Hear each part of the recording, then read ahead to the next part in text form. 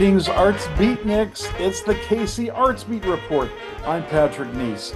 And, we're celebrating the 250th anniversary of America this year. And there's no better way to celebrate it, in my opinion, than with music and song. And we're going to be talking to a gentleman who's putting on a concert coming up on April 25th at St. Paul's Episcopal Church and April 26th at Atonement Lutheran Church. That's chock full of some of the finest American music you'll ever want to hear. But before we get to that, I'd like to ask you to please subscribe to the KC Arts Beat YouTube channel and like this video and share it with someone you know that would appreciate hearing about great music and what's going on in Kansas City. It really helps our algorithm if you like the video too. And then subscribe to us on Substack, and you can do that by going to kcartsbeat.substack.com. And when you do that, you'll be getting information about the arts sent directly to your mailbox. So I hope you do that as well. And please like us on Facebook. And I also want to thank the Spire Chamber Ensemble for sponsoring today's episode of the KC Arts Beat Report.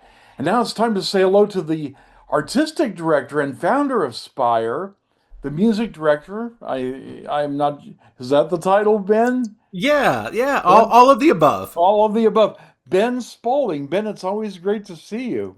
Oh, Patrick, it's always a great pleasure. We've known each other for many years now, and we appreciate all your support of Kansas City and our wonderful art scene. And I'm so looking forward to this conversation. It's great to see you. Me too, because you always do such interesting and creative programming. And this is a perfect example of it. The American Songbook, a 250th celebration. Tell us your vision for this concert. Yeah, I knew that the 250th anniversary has been approaching for a long time, and there's several celebrations going on, especially this year and this summer as we approach this anniversary as a country. And I really wanted to celebrate the vast and rich diversity of American composers.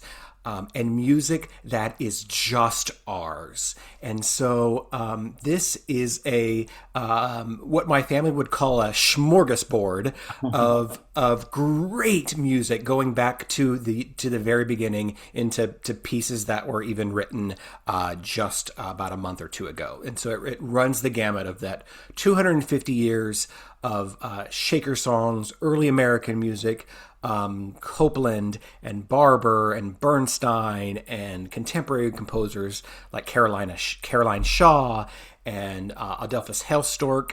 Just a program that is as vast as America is, and our great diversity and our great cultures, our great landscapes. This program aims to have that great and same vastness. And you have so much stuff going on. We won't be able to talk about all the individual pieces that you're doing, but I would like to give our listeners a flavor of what they can expect. And let's just start at the beginning. William Billings, tell us about him. So one of our wonderful examples of early in American music was William Billings. Billings, somebody that really was a great founder of what would eventually become the first New England school or style. Born in Boston, and a really kind of peculiar man. He was self-taught, which I think was really fascinating. He was not initially trained as a musician. And he wrote vast collections of music for mostly for services, and they are powerful in their text and their delivery. Sometimes they were quite simple, but they were often sung in rounds, or he would do things to make them even more intricate. And it's music that is makes me think of Appalachian, makes me think of New England, and it's especially as the America was in its infancy, and there was the hustle and bustle of a new country. His music just sounds like early American life, and it's really fascinating stuff. Very attractive music. More his music's attractive, but I understand he wasn't very prepossessing himself. No, it was a really peculiar, odd person, and it's kind of amazing that his music. We have vast collections of his music, and people.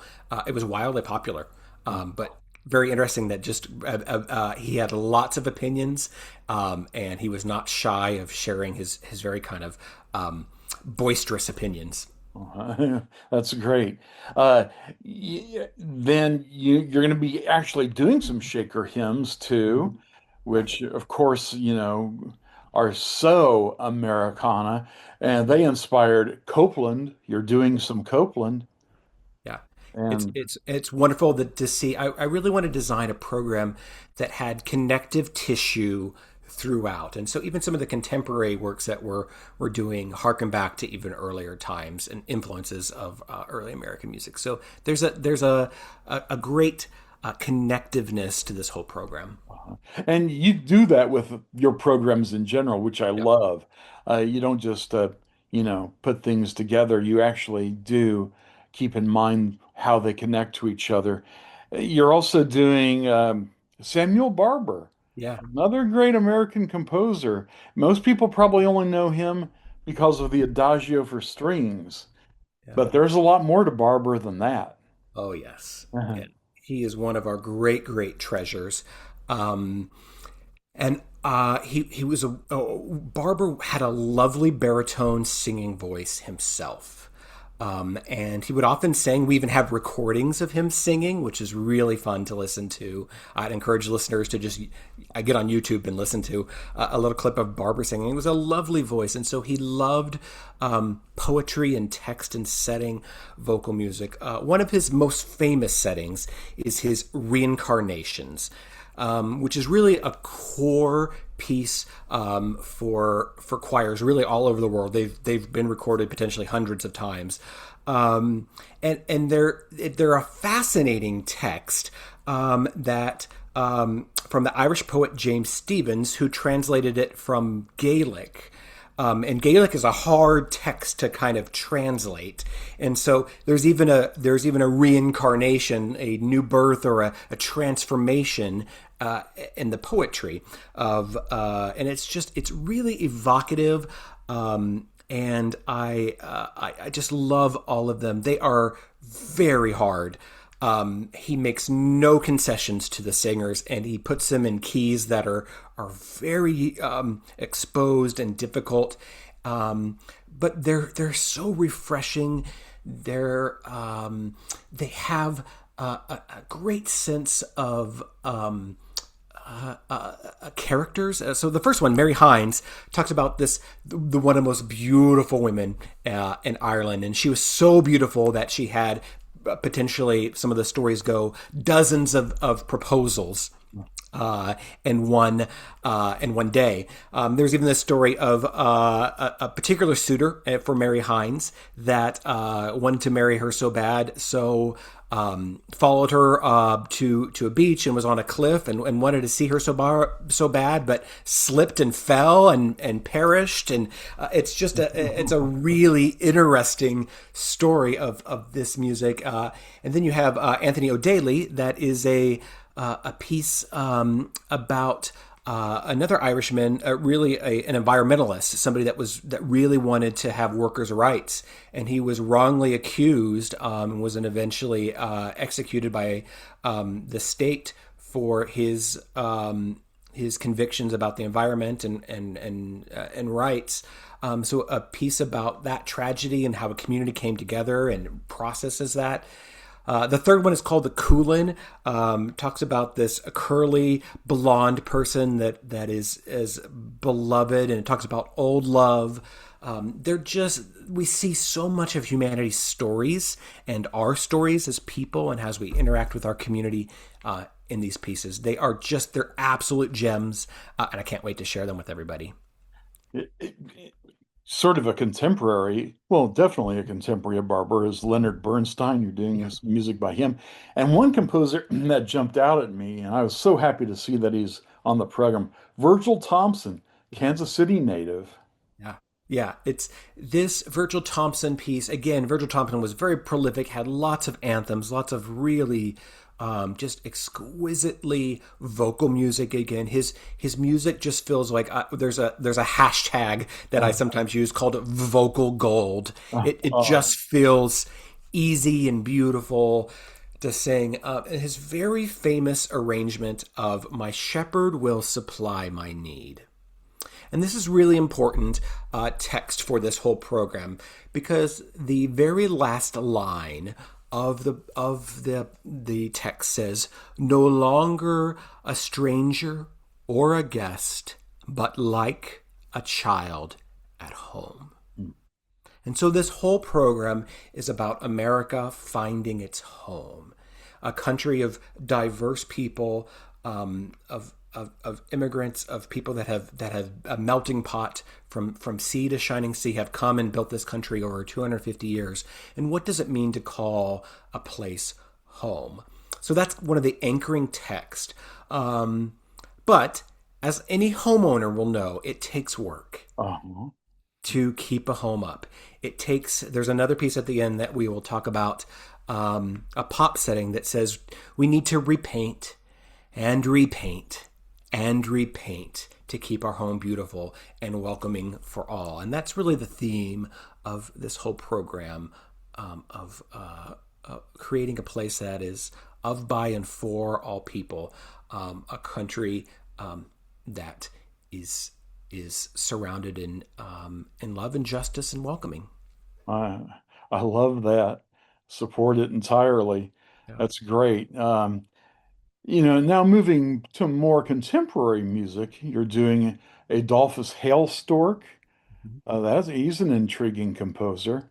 Yeah, Adolphus Hailstork is somebody that, again, has written large works and oratorios. He's also written several anthems. I really love, we're doing a setting of his Go Down Moses, when Israel was in Egypt's land, let my people go.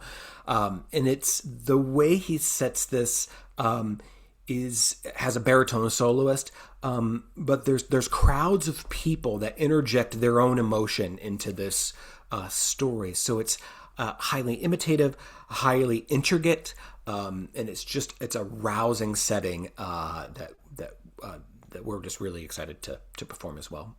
You mentioned Carolyn Shaw, Yeah. and also Morton Lorenzen. Yeah. He's really become like a really important composer, especially of choral music. Absolutely. And the wonderful thing that I'm so excited that we're going to do some Morten Lorenzen is his midwinter songs. And I have a personal connection to who we got to call Skip. Those kind of in his inner circle, or got to call him Skip. And I had a great pleasure of doing several compositional master classes and compositional lessons with Morten Lorenzen himself. So I feel a great connection to him, even though it's been many, many years. And I got to do these pieces with him in graduate school, playing the piano, and he would tape all his pages together and they would kind of just roll off the page. It was just a wonderful memory, and the wisdom that he shared. He's somebody that just loves poetry. He taught at USC for many, many years, and he started every single beginning theory class, which is, the basics of a music education. He would start it with reading poetry to them every day and analyzing poetry. I think Midwinter Songs is one of his most evocative pieces. It's early. It's from 1980. But it's so rhythmically fascinating, and talking about just the cycle of winter, the cycle of new birth, the cycle of life, and they're just so exquisitely beautiful. Every time I open my score, I find something new, some nuance, some nugget to that Lorenzen has found, at some insight in the text, and I love them so much. We are our collaborative pianist for this is from the University of Kansas, Ellen Sumner, and she's just fantastic. And it's a very, very wicked, hard piano piece, and she's going to be just brilliant at it. So we're really looking forward to that collaboration. And you're also collaborating with the Allegro Children's Choir, too. Great. Yes. On the Sunday performance at Atonement Lutheran, we're so excited to welcome the Allegro Children's Choir. This will be our first collaboration with them, and they're just really fascinating and just a firecracker of a person, Christy Elsner, who has just lifted that group up to soaring heights, and she's a wonderful colleague, and we've been trying to do this for a few years now. It's so great that they'll be joining us. They'll join us on the Aaron Copland, and then they will do their own set in the middle of the concert of songs of the American tradition too. We're so looking forward to collaborating with them. Yeah, I love your collaborations. I love the way you embrace other choral groups in the area. It's really wonderful. This concert sounds terrific. What a way to celebrate the 250th birthday of America with beauty and joy and optimism and love. It's the way to celebrate America, in my opinion. So, the American Songbook, a 250th celebration with the Spire Chamber Ensemble, conducted by our guest today, Ben Spalding. That's going to be April 25th, 7:30 p.m. at St. Paul's Episcopal Church, and then April 26th at 3 p.m. at Atonement Lutheran Church. And how can people get tickets, Ben? Yeah, great. People can get tickets at spirechamberensemble.org. The landing page will take you right there to purchase tickets. We do encourage people to do tickets in advance. We do take tickets at the door, but they're usually lines, and so we always encourage folks to get them early, so they just definitely guarantee a spot. You know that both two churches that we're in are wonderful, very different from each other, and so it'll be great to be in those spaces singing. This has been one of the most challenging programs, I would say, of my entire career to put together. Of just, the concert is going to be about an hour and 15 minutes, hour and 20 minutes.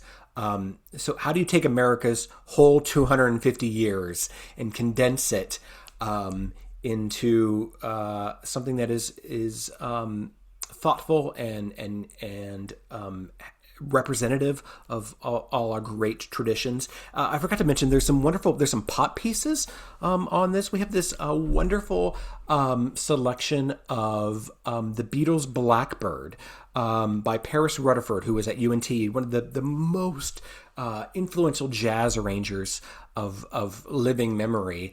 And so it's wonderful to do some of those things. There really is something for everyone. But what I hope people come away from this concert is have a deep appreciation for our heritage, for the heritage of jazz and gospel and spiritual. And that's our music. There's nobody else in the world that can claim the music that is just ours.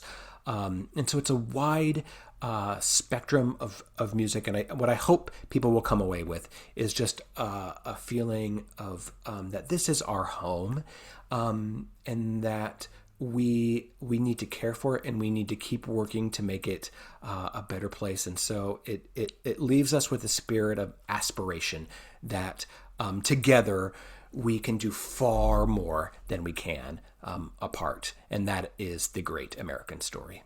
It absolutely is. And I thank you for doing your part to help repaint America. So we always have to go through a paint job. Yeah. And you're doing a great job making America a home Yeah. for great music. So thank you so much. Again, for tickets and more information, spirechamberensemble.org. I appreciate you coming on the show today, Ben. It's always a pleasure. Look forward to this concert very much. Thank you for helping us celebrate the 250th anniversary with some amazing music. Always a pleasure, Patrick. Thank you. You bet.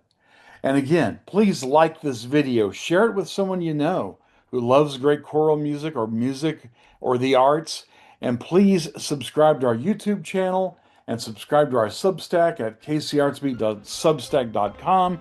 Follow us on Facebook. I'm Patrick Neas, and until next time, this is the KC Arts Beat Report.